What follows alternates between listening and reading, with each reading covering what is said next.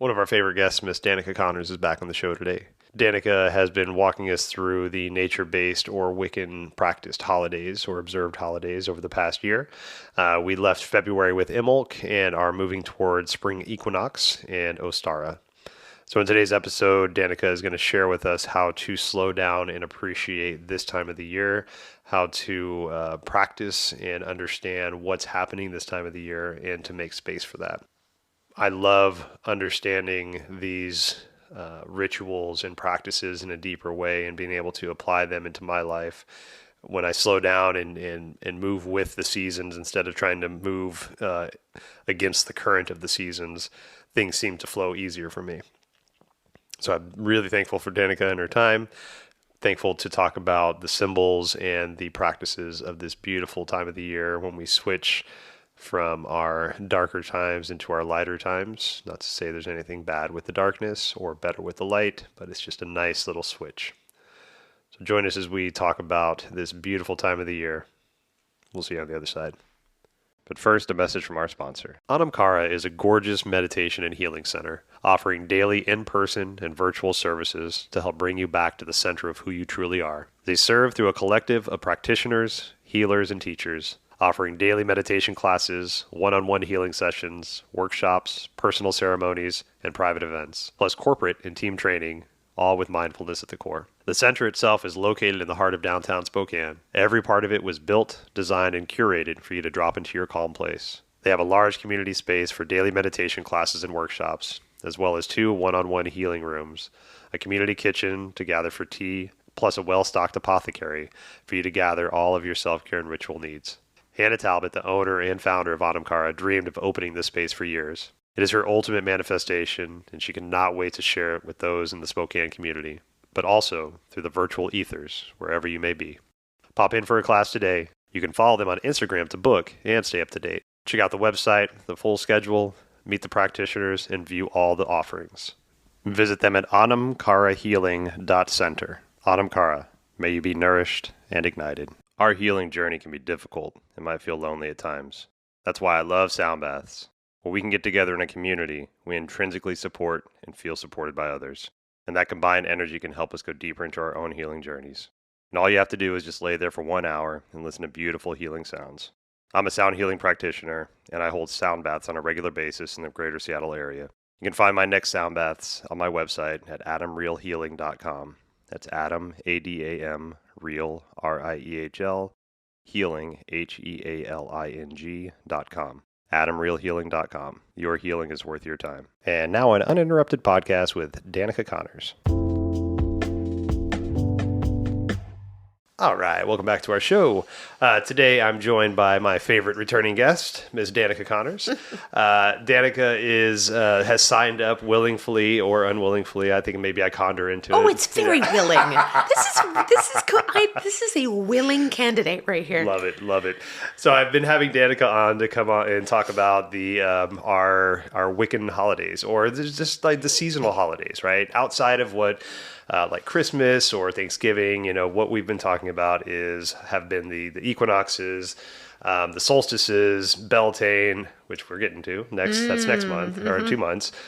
We just did Imbolc in February, and just been going through all the different types of celebrations that we can recognize throughout the year, moving with the calendar year, which is what Wiccans and pagans and some of those more the cultures and practitioners that recognize more natural a flow of life, maybe, and so this is the second of the 3 spring festivals. So we did Imbolc not too long ago. Ostara is our spring equinox, which we're stepping into now. And when this episode releases, which I'm releasing it a day early just so we can hit the spring equinox, that'll be on that Monday. And then the next one that we mentioned will be Beltane. And so with Spring Equinox, this is one of my favorites to talk about, to experience, because it's finally getting the light back, and we're coming over that crest, and we can start to plant seeds and do all that fun stuff. But one of the things that I really, when I was researching this, and one of the phrases that I heard was God moving from infancy to maturity. And I love that. I thought that was beautiful. So thank you always for being here and being my expert on all these beautiful celebrations that I know very little about. So let's talk about Ostara. Yeah. So, the equinoxes, whether it's spring equinox or fall equinox, are moments of pause. They are the moment that you stop in order to prepare and become clear before the power of the upcoming season, right? So we have, on spring equinox, we have equal day and equal night. Okay. But from that point forward, the light, the day prevails. It's so beautiful. Yeah. Especially like, in the Northwest. I love it. Give me the light. Give me the sun again. But what it is people get, there's this almost, I find this need to jump ahead past the moment at spring equinox. How many of us go, okay, we can plant seeds now, and we're going to go get plants at the store, and we put them in and they all freeze, or things don't happen right, or whatever. It's this moment to prepare your ground. Not dive into it. Yeah, it's the moment to stop, take stock. What needs to be cleaned and cleared away? What needs to be pruned? And that comes from knowing clearly what it is you want. So it's, what do I want and how am I going to get it? And in order to do that, what do I have to do to prepare? We always we want to skip those points and just get to the juicy action of Beltane and summer solstice, and here we go, right? But spring equinox is about balance. It's about going, what's off? And that takes stillness. That takes it takes more strength to sit still at the equinox moments, because 100%. You just, like, for people who are like summer people, they're like, here it comes. For people who are like fall and winter people, autumn equinox are like, here it comes. And you just want to jump past the wait a minute. This is what we've got. This is, you build a nest, you don't lay the egg yet. Right. You know what I mean? It's just like you were talking about the squirrel outside of your window getting these clippings in order to make their nest. They're preparing for what's coming. The pruning metaphor or example you used really lands with me, because I've mentioned before we hit record, my mom was a master gardener. And when I first started working with plants, she was still in her career, so she'd kind of give me little tidbits here and there, but I kind of just on my own killed a bunch of stuff. And but I was always afraid of pruning. I was always afraid of it. I didn't know what I was doing. I felt like I was hurting the plant. So I was just like trusting my instincts of like just letting it grow. Like I had ginseng bonsais that was just like growing way too big for what they were supposed to be. But I'm like, I don't know what to do. But I would still fertilize. I would still like, yes, okay, we're going to make you bigger and do all the things.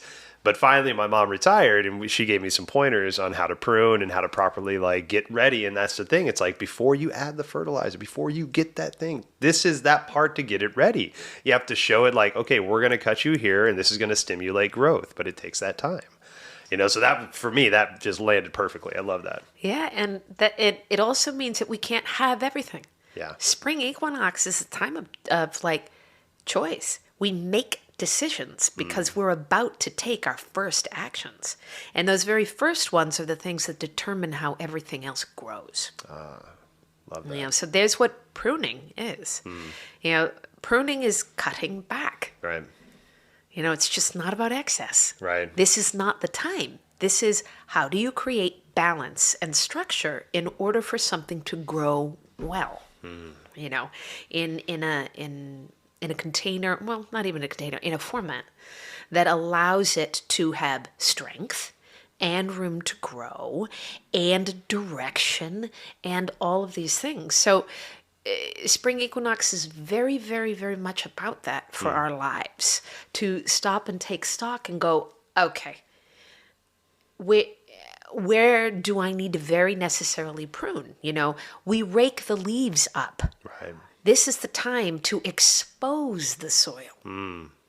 to the sun. Yeah.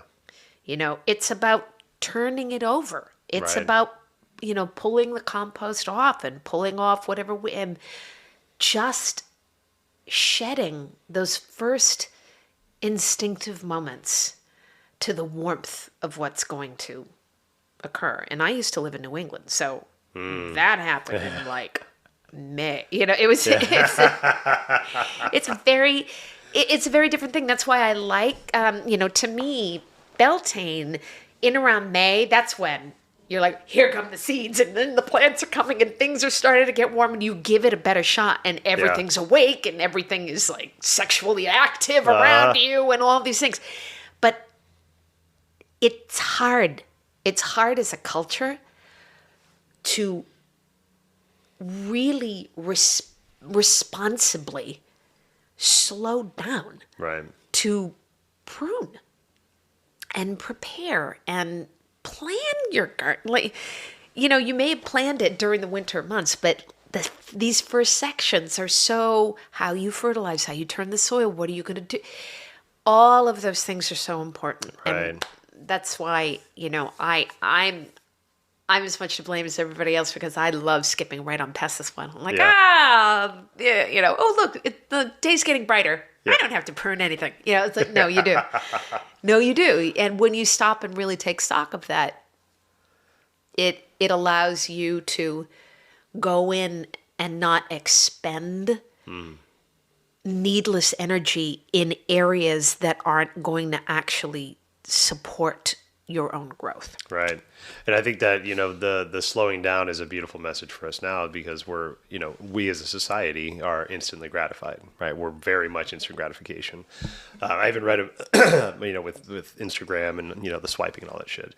I read an article recently talking about the new Fast and the Furious movie, which I have not seen, probably don't plan on seeing, but it talks about the rapid pace in which they change from scene to scene, which is way faster than normal, but what we've seen in the past. But what they're doing is now they're keeping up with how fast people swipe. And so that change from scene to scene to scene to scene, action, action, action, action, action, is as quick as we swipe on average through all the shit that we do. My God, it's just going to create ADD wherever right, you go. Exactly. I already have enough problem with that. I was watering plants earlier, and then all of a sudden I'm cleaning baseboards. I'm like, shit, I got a plant and water right now. Like, what the fuck am I doing right now? But with that instant gratification that we live with, it's so hard for us to slow down. So I think this is one of those things that's most important for us to recognize. The changing of the seasons, the observation of what's happening, so we can slow down and see there's a pace that is okay to stay with and not have to rush past. We can slow down to this pace where it makes sense, and we can observe. We can be quiet, and we can see that little bud pop out of the ground. Like, we just have a little poinsettia bush out back, and all of a sudden a little bud started coming out. I'm like, yeah, I see you. It's so exciting. See you. It's so exciting, and that's the thing. It's it again in a day and age of swiping and thising and thatting, especially when you're moving between, say, and this is that need to like just skip to Beltane. It's like just skip to the sex, as opposed to the courting. Exactly.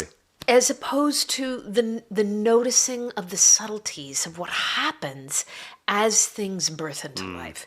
And if you miss the bud, you miss one of the most exciting moments of the entire sequence. I call it, for me, it's like the greening, where it's like the sea of green.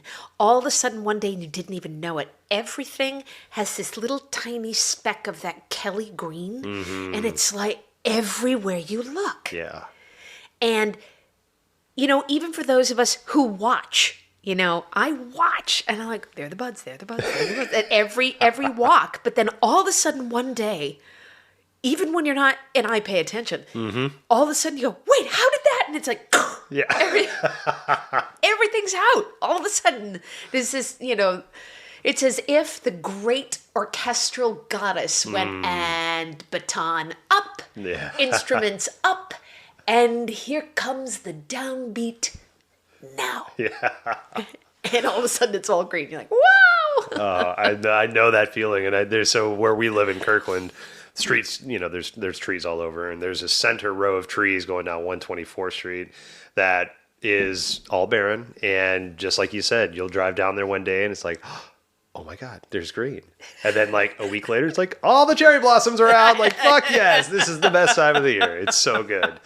But I used to miss that. I used to miss that all the time. I wasn't paying attention.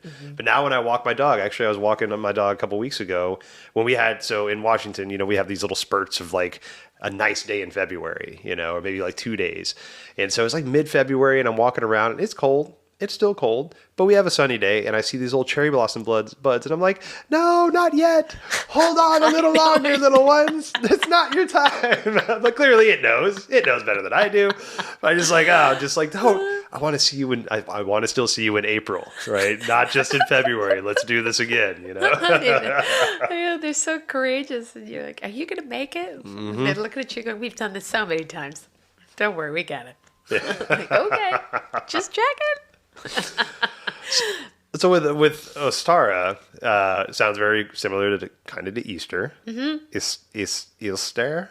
So here's the thing with this, which is very interesting, right? When you look at most of the research around a lot of this, right? There is a goddess and a spring goddess, right? Ostara, if it's, I believe, Germanic. One is Teutonic, right? Which is Oestre. Okay. Which is Teutonic, Ostra, right? And then there's Ostara, okay? They're the same goddess, really, you know, slightly different culture, but from, you know, these specific areas. But the interesting part is there's no history about her. You can't find it. Like, it was randomly written about, basically at one point, by some cleric somewhere, that they can't find any proof or history around the worship of her at all. Okay. Really? So now that doesn't mean she wasn't very present, right? Because oral traditions are oral traditions, how things are passed on. Right. And whether this showed up, you know, there's a lot of debate because a lot of the story around her, you know, she's a spring goddess, but the fun part is her sacred animal, right? Or animals. You know, the story, there are many versions of this story, right? But one of the ones that I'm most familiar is that Ostara was very partial to this one bird and did not want the bird to freeze through the winter. So she turned the bird into a hare, into a rabbit. Oh. And once a year, the hare retains the capacity and lays eggs. Interesting. Right? All right. So we have our Easter bunny. Like, how does a bunny have eggs? Right, really? Yeah. Okay. And the funny thing is we don't know how much of that, where the reality of the worship of her actually occurred around that, right? So she is a spring maiden goddess, okay? And one of the interesting bits, you know, when we look at, again, you know, the cycle of the year, we have the cycle of divinity and how they are progressing, how God and goddess progress. Okay. And we see in multiple cultures, this is a time for the resurrection of the god. Okay. Which kind of like that infancy to maturity, right? Okay. Yeah. And, you know, if we even look at Christianity, this is the resurrection of Jesus. Right? Okay. So, and when we look at that, you know, Easter, interestingly enough, I believe, and I might be butchering this, but I'm pretty sure I'm correct on this. It's wait, I have this in my notes because I don't want to butcher this one. Easter is always on the first Sunday after the first full moon after Spring Equinox. That's why I always wonder why that floated. Okay. So again, we have another, Christian festival placed really dang close, right, to another one. Yeah. Right? And what I find interesting that is it's environmentally based. Yeah. It is based on a full moon. Wow. It's the first Sunday after a full moon, after Spring Equinox. Yeah. It is still based, even that is based on the rhythm of Mother Earth. There you go. Which is fascinating. That is pretty fascinating. Look at that, right? Yeah. But when we go back to it, there are many different gods and goddesses that resurrected at this time that came out of the darkness and back into the light, which went back into the light season. Okay. So, one of the big famous ones is Persephone coming back. I remember you talking about her before. Yeah, of the Eleusinian, the great Eleusinian mysteries. And, many people are familiar with, Persephone, whether you go down, she went by choice, whether it's abduction, whether it's Persephone, the young spring goddess, goes into the underworld and is either tricked or chooses, depending upon how you're rocking and rolling this, right, to be the partner of Hades, the god of the underworld. All right. Right? And they say, he tricked her by having her eat something, which means she had to stay there forever. And while she was staying there, her mother Demeter in the upper world, on the earth world, mourned. And we have winter. She refused to let anything grow. Summer, all of that. And the debate kind of happened, I believe, when Hermes got down there and went, look, this is happening up here. Because of we have to, and the great balance was, and again, it's whether her mom or Hermes or Hades, but if you go into Persephone chooses to spend half the year in the lower world and half the year up here on Earth. All right. So when she reemerges at this time of year, we have spring. Right? So mom is happy again. Mom is happy. She's the Earth Mother. Yep. Really, and everything starts growing back. So we have a resurrection in that direction. And when we look at it from a Wiccan perspective, it's a little more generalized, right? Okay. Because the goddess stepped back out at Imbolc, stepped back out onto the surface of this world in order to just begin the quickening of what's to happen, right? So at this time, the god is resurrected into his youth, into the greenwood. It is his vitality and spark that comes back into life. And she is out doing her thing and loving her youth and maidenhood as well. This is not, they're very much at Spring Equinox individuals. Okay. They are their own thing. They are burgeoning into, this is who I am in my youth, right here. Before attachments, responsibilities, sexualities, anything.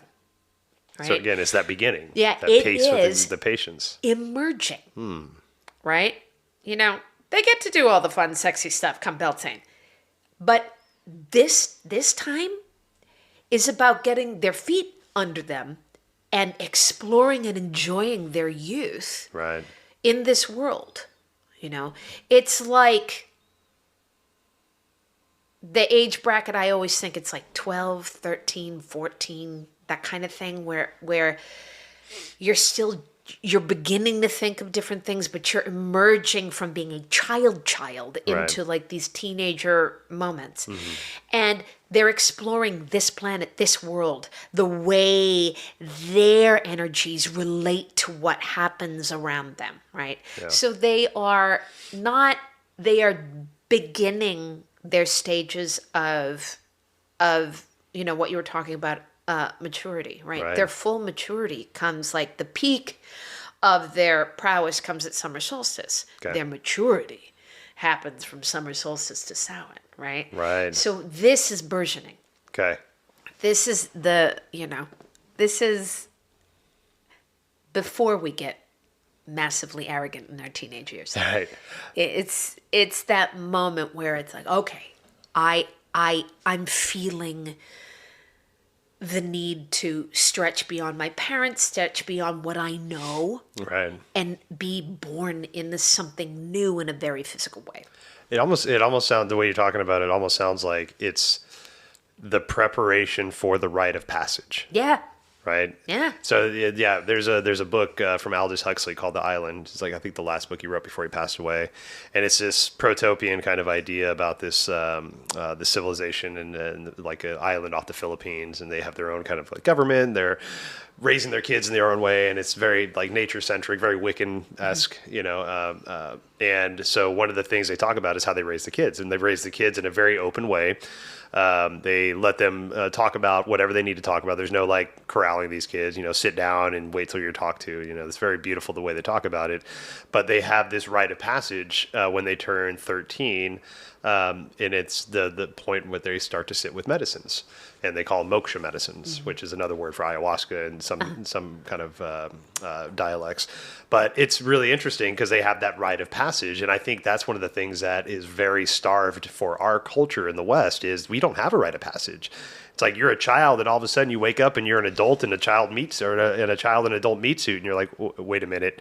Somebody's going to find out one day that I'm just a 4-year-old in this 42-year-old man's body. What the fuck is going on? Because there was no rite of passage. It's like you graduated, parents have been taking care of you all the time, and then all of a sudden it's like you're in the fucking real world. And my mom and dad took very good, took advantage of that. Like, hey, your graduation present are suitcases.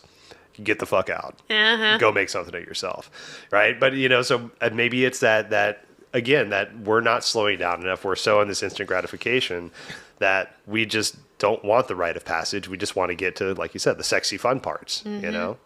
So let's take that time. Let's take the breath. Let's prepare the body, prepare the soul for the passage into this next realm of our life in the correct and right way. Yeah. And ritualistically, and there are so many different symbols that you can bring into whatever your ceremonies and celebrations are, you know. And for me, it depends upon what group you work with. A lot are like, here are the seeds, here are the seeds, here are the seeds, here are the seeds. And I'm like, yeah, what about the soil? Right, yes. Like, yeah. Well, because also here in the Pacific Northwest, I mean, sure, there are some seeds that can go in now, right? But we're still right on the edge of doing that. Like you can do some cold weather crops like now, right? But in reality, like those seeds are going to go in a bit later, past this point. So to me, you know, the magic is working with the soil. How do you know, I love the concept of, you know, on Spring Equinox, a bunch of people standing around a plot of soil and just sending a shit ton of energy straight at it and going, okay, you know, of like taking a shovel, turning it over and raking the bejesus out of it and going, here we go. You know, one of the wonderful symbols is the egg at this time. You know, we see it, Easter bunnies, Easter eggs and all these things. And eggs have been the symbol of fertility and life since an egg existed. Right. You know what I mean? But it shows you it's an egg. It's not a bird yet. It's doing its thing in the egg, right?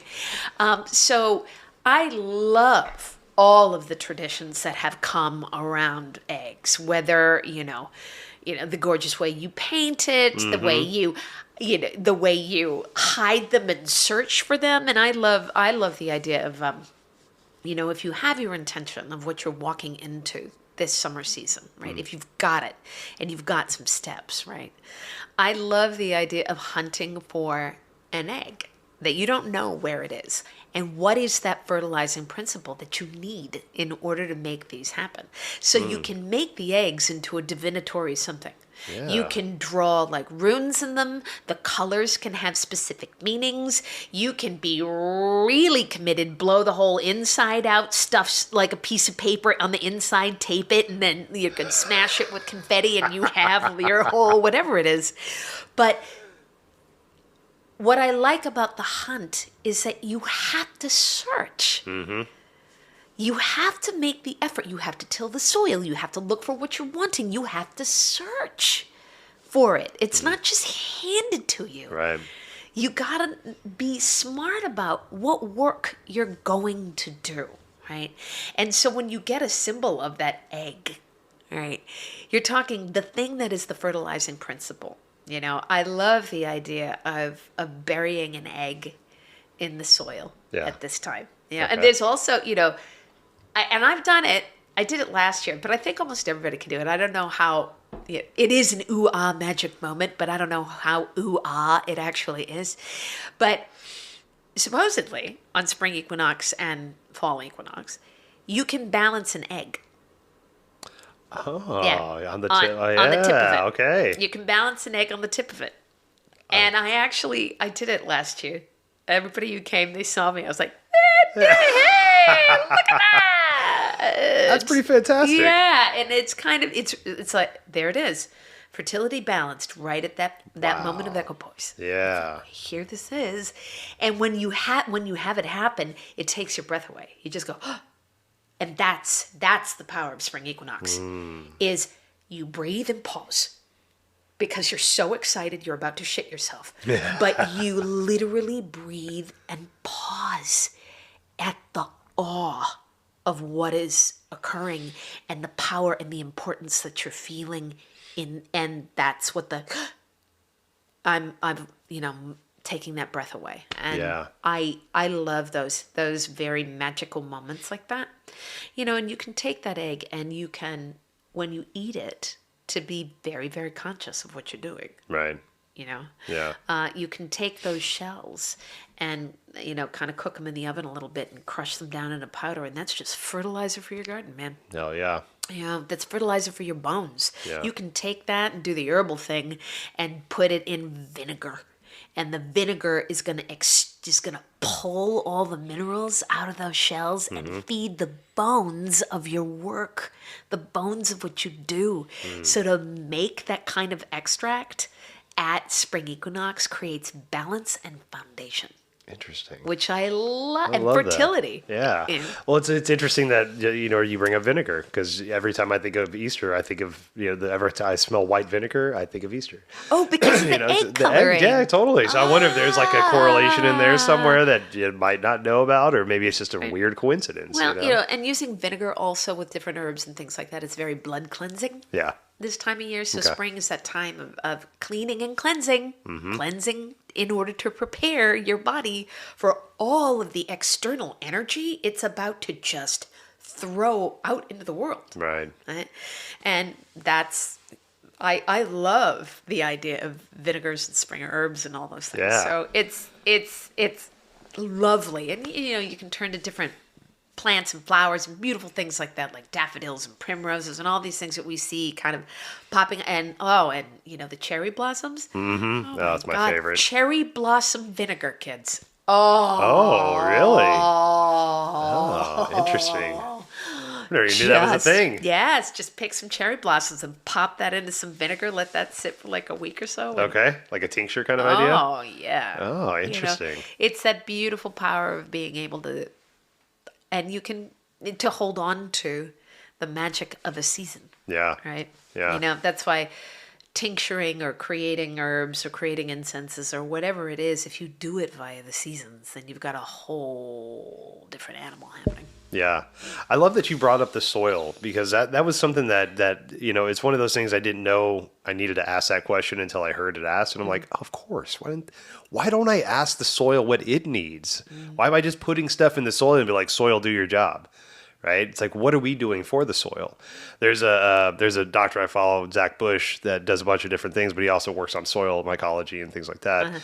And he talks about how, when you clear cut something, the first things that pop back are weeds.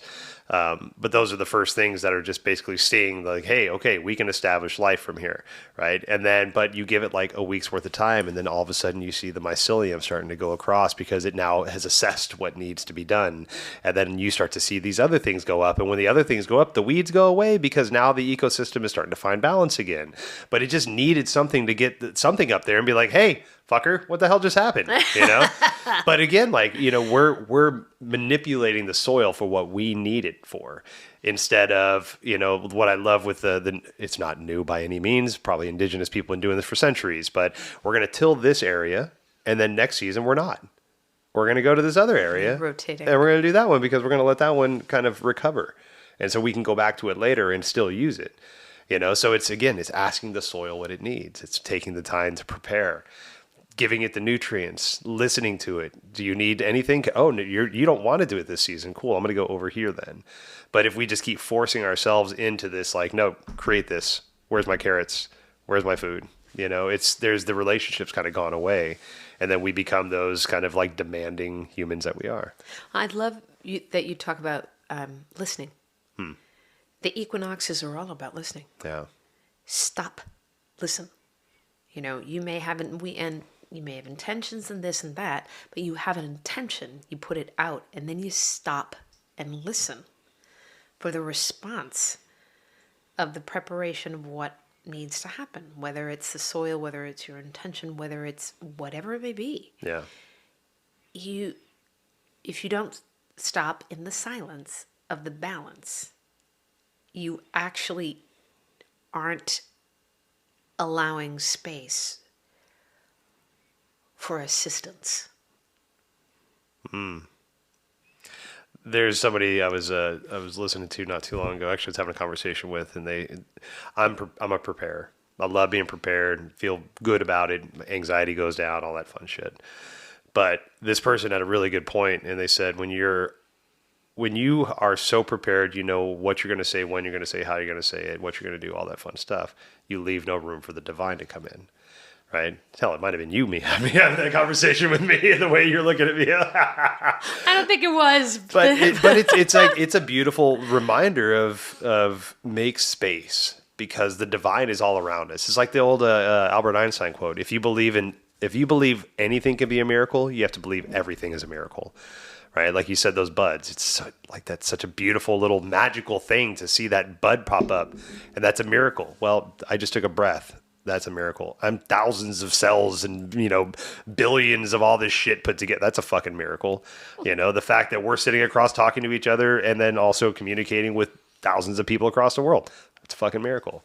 It's just beautiful to think that like everything can be magical if we just stop rationalizing it and allow it to be the beautiful, magical thing that it is.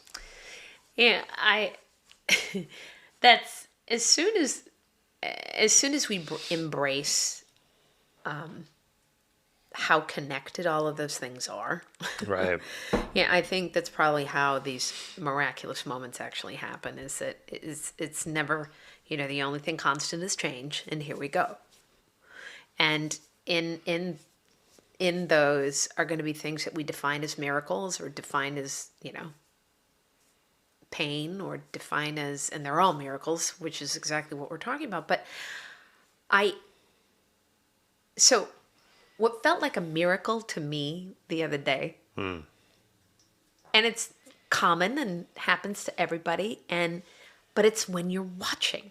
I was coming home from work, and I was taking a left up my street, and the first rabbit of the season that I had seen went zipping across the way, stood and looked at me as if the rabbit just looked at me and nodded and took off. That's and I fantastic. Went, it's spring!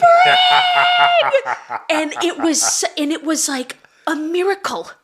Like, it was the same effect as I would imagine somebody seeing the miracle baby Jesus born. Like, it was the exact same thing. I went, oh my God, it's here.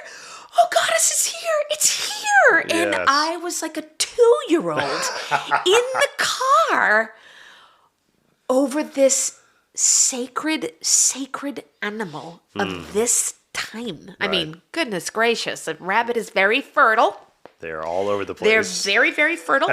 They're very, very fast. They're very, very sensitive. They can turn on a dime. They shift. And hares at this time battle each other in the moonlight for, partners and territory and all of these things. So we really have the rabbit as, it's not just myth. It's around you. And it became myth and story because there is this moment of breath and awe and pause, because you see the transition happening in front of you, and it's bigger than life, and you can feel it in the tiny moment of this rabbit going across, stopping, looking at me, and then taking it off. I mean, really, that rabbit was a badass in so many ways. Yet, I was like, hey, Ostara. Uh-huh. Here we are. I'm glad you got back to the rabbits, because so is that where the term March hare comes March from? hare. Okay, Yep. because so if I'm not mistaken, most rabbits are more or less not hibernating, but they're nocturnal until about this time of the year when Yep. they can start to feel safe coming out. Yep. Okay, so when we see the hares, it's like, Yep. okay, cool. Hey, it's spring. Yep, it Look at really that. is. It's for me, it's far more. I mean, screw the groundhog. Right. Groundhog. It's not that I don't love you, but it's when the hares and the robins start showing back up again. You know, and Yeah. and however you watch for it with you, whether you're watching your bird feeder or you're watching the animals go by or whatever. But for me, it's always been the first rabbit of the season. I'm just like, oh, done. We're done now. Now, yeah, the March hare. I love that. And so you have that cross between these two very powerful fertility symbols Right. of a hare and an egg. Mm-hmm. I mean, you really can't. I mean, the only thing that speeds out a rabbit are like mice and rats, really, when it comes to procreation. Right. But we see them battle and things like that around this time. So you have these very powerful figures that are connected to the land that you see in reference to, and off you go. Just to piggyback on the fertility with rabbits, I found this out not too long ago that rabbits can get pregnant while they're pregnant. Like they can become pregnant while they can become pregnant with a second litter while they're almost ready to give birth to the first litter. Good goddess. I had no idea that was a Really? thing. Yeah. So like I don't know if I'll have to double check and research, but the article that I was reading about this to prep for this was talking about hares and how fertility and how fertile they were, and that they can get pregnant while pregnant, which I didn't know that was a thing. So That's exhausting to think about. I mean, wouldn't even imagine. It's not that they're not built to do that. right. But all I can think about is that has got to be exhausting. No wonder they get chocolate shrines made after them. It's fine. That is exactly what I would think of. Here's your chocolate shrine. You deserve it. You've earned it. You've earned it. Well, okay. So we talked about like planting seeds as something that we can start to do around this time of the year. But what are some other practices that we can do to recognize just that changing of the tides, that slowing down, the welcoming in of the seasons? Meditation is something that's always pretty strong for me around this time. Intention settings, really kind of looking at. We talked about for Imbolc how February is the snowiest month, so it's our quietest time to really kind of dial in what we want to plant for this time of the year. So that meditative state. And so what are some of the other practices that we can kind of like get into to usher this in? Yeah. So I think meditation's great. Journaling is really great. Getting your stuff into a written form. Okay. I like soil for me again. I like when we're working with ritual and things like that. Either if you have a garden or friends have a garden or whatever it is, consciously prep that soil and do everything you can, whether it's, weed it, till it, burn some stuff, whatever you need to do, and then, bless it, fertilize it, Right. do all those things. And for yourself, you can do that with a bowl of dirt in your house, where you put your hands in that dirt and sit still. Just be and open every cell of your being to the microcosm of what that soil actually is. That is life. And whether you put your hands over it or in it, better if you got your hands in it. Get them dirty. Yeah. Get in there. And just be quiet. Have a moment to feel what it's like to all of that potential. Right. That energy of potential. And there's this exchange that's about to happen between the soil and you in this upcoming season. And I like to be very conscious of that link, of there is this give and this cake. How do I open to everything that the soil is? How do I open to what it needs? How do I open to what it's going to give me? And I will take a piece of paper. You know, if you want to be really ooh-ah about it, you do environmental dissolvable paper. There you go. There you go. Oh, which I love. Yeah. Right? I love it. And then, like, you make yourself your own ink out of, like, black walnut hull or something, or or like turmeric or whatever it is. And I have this gorgeous, God, I get so witchy. I love all of the physical detail in ritual. Every tiny thing. I'm a Taurus rising, which means I really love tactile beauty. Okay. I just love it, right? So out will come that disposable paper, and I have a glass ink dipping pen. Oh, yeah. And I will dip that in my turmeric ink, and I will write my 2 or 3 lines after I've meditated with the soil. I will put that piece of paper on it. I will get water. I highly suggest it being rainwater from here. Oh, okay. Yeah. Put a cup outside, gang, and because the water is the signal of the time of year here. Right. You know, I get it from the Wiccan perspective. It's, you know, very European, blah, blah, blah. Pacific Northwest, this is rain. Yeah. Rain means spring here in a very, very forcibly powerful way. Oh, yeah. It comes with a thunder. Oh, it's Yeah. crazy. So you take that rainwater and you have a moment with the rainwater, and then you pour that rainwater over the intention into the soil. Damn. Yeah. And then you place your egg by it. Ah, the egg. You put your egg on top of that, put that on your altar for the season. That's Yeah. beautiful. Yeah. I love that. You have, and it's infinitely creative. I mean, so creative with how you can do it. But I suggest pausing, meditating, taking stock, being open to potential. And get outside, find, bless the buds, Yep. see what you're looking at. If you have friends who can work outside, ask them if you can rake their garden. Be a part of the preparation, right? And then make the magic happen with the soil. Make sure you have your foundational moment with that. And also, like for me, at around 5 o'clock, I go outside and go, it's still light out. Ah, I love that. That's such a I'll go beautiful out feeling. and go, it's still light out. But on that day, I like to thank the darkness. Okay. I just do. That's beautiful. The light is about to win out. Right. Right there. Yeah, it gets its time. It gets Yeah. its time for the next few months. And so there is a moment in that pause of going, thank you. Looking at your preparation and then turning to face what's coming. Right. Yeah. So that soil also is the darkness. Yeah. Too. It's what we were sitting, it's what all the plants were sitting in, Yeah. dormant, right? The darkness and richness of that soil, when you feel that, then you're not as afraid of the dark anymore. You get to look at it as all of the potential and the rest and the nurturance and, and the transformation that it goes through. We never, at autumn equinox, we're like, thank you, light, come back soon. Yeah, right. At spring equinox, we're never, thank you, dark, come back soon. And I kind of feel bad. Yeah. As Definitely. I personify everything. We good pagans personify the crap out of everything.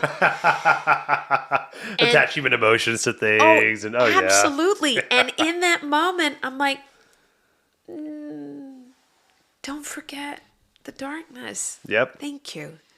Thank you for everything that you brought. I think that practice to me would be even stronger in a place like, say, Alaska or Iceland, where you have those immense, long, 24-hour light days and 24-hour dark days. Like, you might feel so thankful to get past that it's just been dark for like weeks and weeks and weeks, and now it's light. Oh my God, there's light, thank God. But in June, when it's been bright for 24 hours for 2 weeks, like, where the fuck is the dark? I got the blackout shades, my eyes don't close tight enough. Like, Jesus Christ.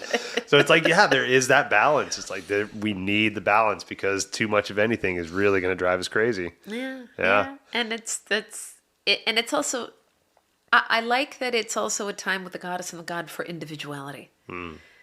Without expectation of what you're supposed to be. Right. You can just be at this time, from spring equinox to, Beltane. It's when, boys and girls were just friends. Right. And just shared and cared and this and that, and everybody was just, it's, there's a part of me that I'm like, couldn't we all have just stayed there?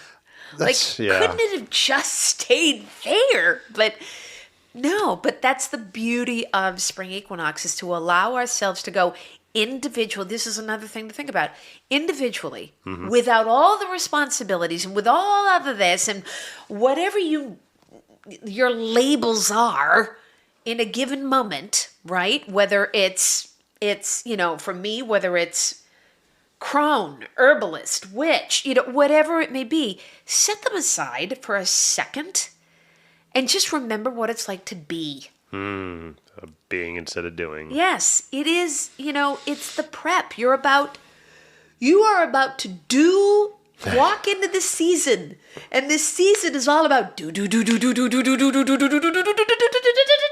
I mean, that's what you're about to walk into. So how about you just go, wow, isn't this all cool? Oh, that's cool. Oh, that's cool. Oh, that's cool. Without any agenda. Yeah. For a bit, to have that moment, just prepare. Everything's coming. Just live in this moment. Yep. Yes. That's been one of my practices for the past couple of years, is trying to just be present in the moment instead of, there's an old Alan Watts quote, how present can you be through your productivity? I was so much like a taskmaster. Like, I got my list and I'd do my list. I'm like, yay. But if I was anything left on my list, no matter if I did like 30 things, there was the 31st thing that I didn't check off my list, my whole day was shot. And I would just beat myself up and make up these fucking stories about how worthless I was and I'm so lazy. But I didn't credit myself for all the 30 things that I did, right? And so now I use this analogy a lot, but it's, like when I changed my daughter's light bulb, like I'm screwing it in slowly, one hand turn at a time, and thinking about like, hey, she's going to read some cool books with this light, and she gets to do her homework, which she probably hates, but it'll be good for her in the long run, Talking to her friends, whatever the hell she does. Harper, that's great. Do you. But here you go. Here's a light. Enjoy that light. And next, I'm going to go do the other thing that's on my list, instead of screwing that light bulb in, being like, I can't wait to clean the baseboards, which who fucking wants to clean the baseboards, right? Be present. Well, it's so... I'm a part of this this fantastic online... by Boho Tarot, this Weaver, part of her Weaver's YouTube tarot world, and she's got this great monthly medicine, and this month is all about fire and spark and things like that. And you explore what your spark is, and then she had a couple of questions in there about what is suffocating your spark, right? Oh. And for me, and it's just what you were talking about, my spark had something to do with actually being more satisfied with what I have and what I'm doing. Like, I'm a Mars in Aries. My ass is sparked 24/7. It never stops, right? So the spark was to feel grounded, safe, and enjoying what you have in an earthy way. And it moved into, so what suffocates it? And it was the sun card.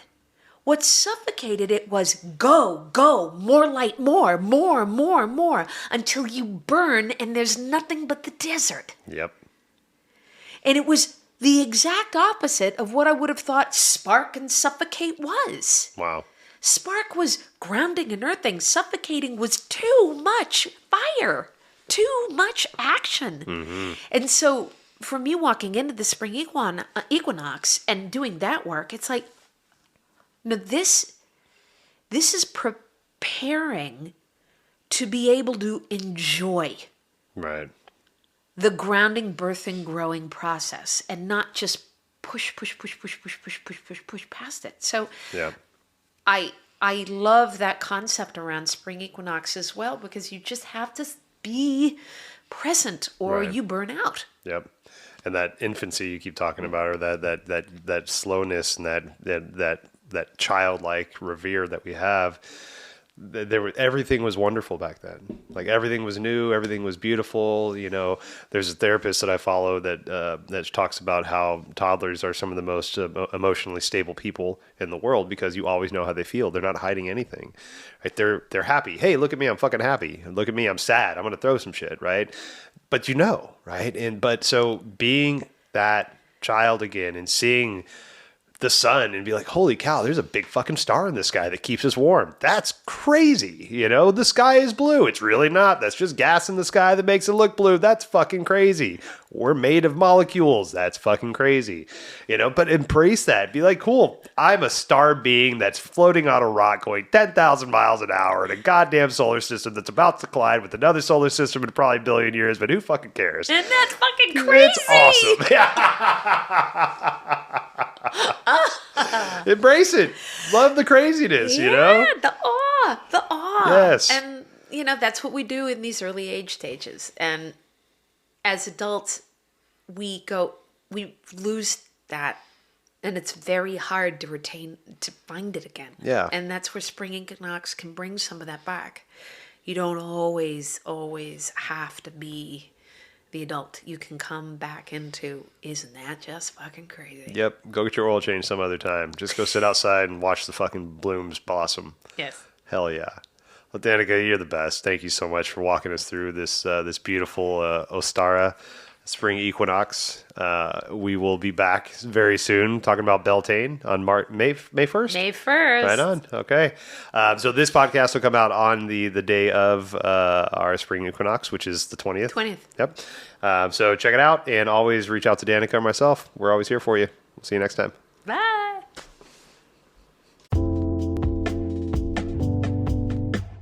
Thank you so much for spending time with Danica and I. Check out the show notes for ways to get in touch with Danica or myself. If we can do anything to help you on your journey, please let us know. Obeisance to love. We'll see you next time.